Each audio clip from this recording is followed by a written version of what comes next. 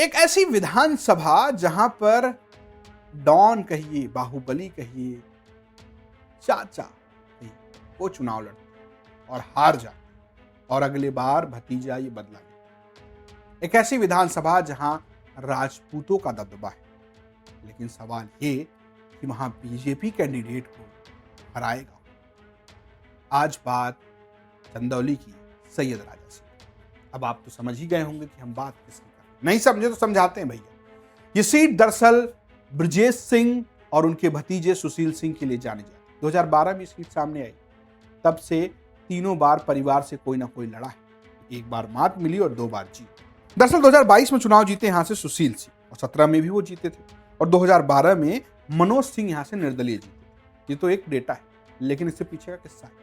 2012 में यहां से ब्रजेश सिंह उर्फ अरुण कुमार सिंह, जिन्हें लोग बाहुबली ब्रजेश सिंह भी कहते हैं, वो चुनाव लड़े थे प्रगतिशील मानव समाज पार्टी से। ये एक पार्टी, छोटी पार्टी थी वहां पे, उसके सिंबल से लड़े थे।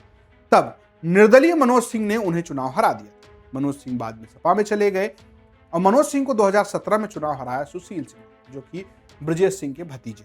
तब मनोज सिंह तीसरे नंबर पर चले गए। 2022 में फिर टक्कर हुई और मनोज सिंह वापस आए, मनोज सिंह डब्लू, लेकिन रनर अप बनकर रह गए सुशील सिंह। फिर चुनाव। दरअसल सुशील सिंह कहते हैं कि जीत के बाद उन्होंने किए वादों को पूरा किया, कुछ रह गया है, वो पूरा करने के लिए तीसरा टर्म भी चाहिए। जरा सुनिए। जो हम लोगों ने अपने वादे किए थे उसमें काफ़ी वादों में हम लोग सफल भी हो चुके हैं। कुछ चीज़ें अभी बची हैं जो हमें करना है, जैसे तहसील और सब स्टेशन और हमारा जो पुल है जिसको हमने 2022 में करा था, वो हमारे चुनाव से पहले उसकी शुरुआत भी किया गया। लेकिन जो हमारा तहसील है जनगणना की वजह से अभी वो रुका हुआ है।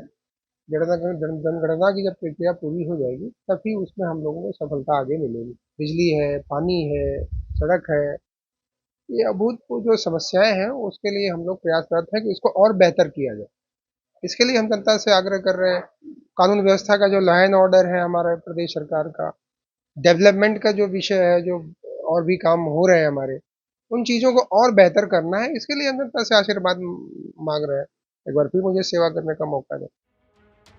वहीं उनके विरोधी, उनके खिलाफ चुनाव लड़ने वाले मनोज सिंह डब्लू का कहना है कि हम अपनी हार से बहुत कुछ सीखे हैं, इस बार हार का बदला लिया जाए। देखिए, उत्तर प्रदेश में चुनाव अलग होता है और सैयद राजा विधानसभा का चुनाव अलग होता है। यहाँ पर आप जानते हैं कि कैसे-कैसे लोग चुनाव लड़ते हैं। इसलिए कुछ कमियां रह गई थी सीखने में। अब हम लोग सीख गए हैं, अब कोई टेंशन नहीं है, अब लड़ लेंगे चुनाव। क्या तैयारी है 2027 से? पूरी तैयारी है, किसी भी कीमत पर चुनाव जीतना है।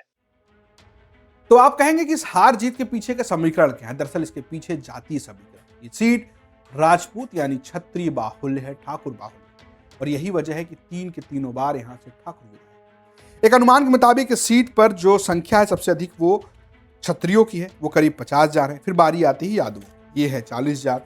जाटव दलित 36,000 है, बिंद 27,000 है, मुस्लिम 25,000 है, ब्राह्मण 22,000 है, मौर्य यानी कुशवाहा 21,000 है, वैश्य 20,000 है, राजभर 16,000 है, भूमियार 13,000 है, मल्लाह 10,000 है, लोहार और कुहार करीबन 22,000 है, चौहान 8,000 है, जो अन्य है वो करीबन 34,000 है। यहाँ दोनों नेताओं के अपने वोट हैं, यानी कि पार्टी का वोट, बीजेपी से लड़ते ही आपको ब्राह्मण ठाकुरों का एक मुश्त वोट मिलता है, साथ में कुशवाहा वोट, अन्य ओबीसी का वोट मिलता है। सपा से लड़ते हैं तो यादव, मुस्लिम, कुछ दलित वोट, कुछ अन्य ओबीसी का वोट मिलता है, और साथ में दोनों नेताओं के अपने वोट। जो ज्यादा वोट लाता है वो चुनाव जीतता है। क्या 27 में होगा? 27 में क्या स्थिति है, ये जानने के लिए हमने बात की स्थानीय पत्रकारों से। जरा देखिए। एक तरफ एक नेता ऐसे हैं वहाँ सैयद राजा में जो प्रायः पहुँचते हैं, और एक नेता ऐसे हैं जो कभी कभार पहुँचते हैं।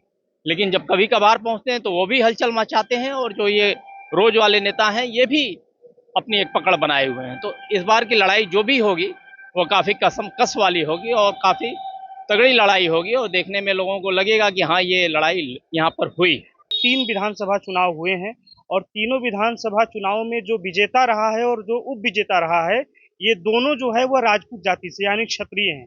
आप तीनों बार का परिणाम देखेंगे तो इससे साफ नजर आ रहा है कि वहाँ पूरी तरीके से जो है क्षत्रिय वर्ग का दबदबा है, और कोई भी विधायक अभी तक जो बनेगा वो क्षत्रिय वर्ग से ही बनेगा, या क्षत्रिय वर्ग जिसको चाह लेगा वही विधायक बनेगा। फिलहाल स्थिति यह है कि 2 बार से वहाँ भाजपा के विधायक सुशील सिंह जीत रहे हैं लगातार, और इस बार हैट्रिक लगाने के चांस में है कि हैट्रिक लग भी सकती है उनकी। लेकिन आपको यह भी बता दें कि 2012 में इन्हीं सुशील सिंह के चाचा ब्रजेश सिंह, जिनको बाहुबली भी कहा जाता है, और वो चुनाव लड़े थे जेल से, लेकिन उनको यहाँ पर मनोज कुमार डब्लू, जिन्हें मनोज कुमार सिंह आज समाजवादी पार्टी में है, 2012 में वो निर्दलीय चुनाव लड़े थे और उनको 2000 वोटों से करारी शिकस्त दिए थे। तो इस सीट का कुछ कहा नहीं जा सकता, लेकिन फिलहाल जो स्थिति है वह सुशील सिंह और इनका समीकरण जो है अभी हावी है। स्थानीय पत्रकारों की माने तो भैया ये चुनाव उत्तर प्रदेश के सबसे हॉट सीट में होने वाला है। टक्कर एकदम धुआंधार है। हालांकि पत्रकार ये बता रहे हैं कि सुशील सिंह का पल्ला थोड़ा सा ऊपर है। अब ये 27 तक रहेगा, झुकेगा, क्या होगा? अगर आप इस सीट में दिलचस्पी रखते हैं, आपको यहाँ की पॉलिटिक्स समझ में आती है, कौन ज़्यादा लोगों से मिलता है, कौन कम मिलता है, ये सब अगर आप जानते हैं तो जरा कमेंट बॉक्स में बताइए कौन जीता। स्टोरी भेजी थी चंदौली से हमारे सहयोगी उदय गुप्ता ने। देखते रहिए यूपी तक। नमस्कार। पवन जी, एक बात होती है, क्या आपको कभी ऑफर नहीं आया बीजेपी की तरफ से? बहुत बार आया। आया। कैसा आया? आया।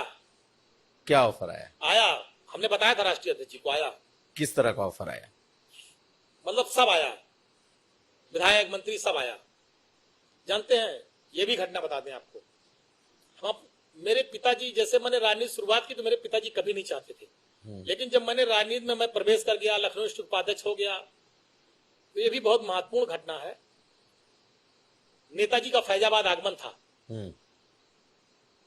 तो मैंने कहा कि आपको मेरे घर चलना। कहे हाँ चलेंगे तुम्हारे घर। मैं जेल से छूट के आया था, वही मेरे ऊपर गैंगस्टर और सारे मुकदमे दर्ज हुए थे बहन जी की सरकार में, उसके बाद मैं छूट के आया था। तो मैंने कहा आपको मेरे घर चलना। कहे चलेंगे। नेताजी मेरे घर आए, अंगूरीबाग कॉलोनी में। मेरी माताजी ने खाना बनाया था।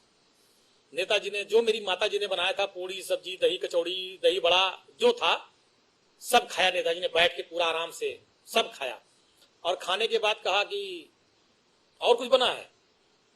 तो हमने मम्मी बुलाया अपनी माता जी को, तो उन्होंने पूछा क्या नाम है आपका? कहने मेरा नाम गीता। कहने बताइए कुछ और बना है? कहने जो बना था सब खिला दिया। फिर उन्होंने, मेरी माता जी ने कहा नेताजी से, ये पढ़ते लिखते नहीं है, क्या होगा इनका? नेताजी ने कहा पवन के कारण आज मुलायम सिंह यादव इस दरवाजे पर आए हैं, और देखना वो एक दिन वो भी आएगा। आज मेरे आने पर डीएम कप्तान बाहर खड़े हैं, एक दिन पवन भी आगे जाएगा, डीएम कप्तान भी बाहर खड़े होंगे, पवन बड़ा आदमी नेता बनेगा। और मुझे नेताजी ने बनाया, उस स्थान पे पहुंचाया। ऐसे थे धरती पुत्र मुलायम सिंह यादव जी। तो उसी दिन से मेरी माता पिता, मेरे पूरा परिवार का एक लगाव है नेताजी के परिवार से। जब ये सब बातें आई कुछ लोगों ने कि भाजपा वाजपा ये सब, तो मेरे पिताजी ने तुरंत मुझको फोन किया, कहा जीवन में भूल न करना, जीवन में गलती न करना। ये चीजें मेरे पिताजी ने बहुत सख्ती से मुझसे बात कही थी, मैं बहुत ईमानदारी से आपसे कह रहा हूं।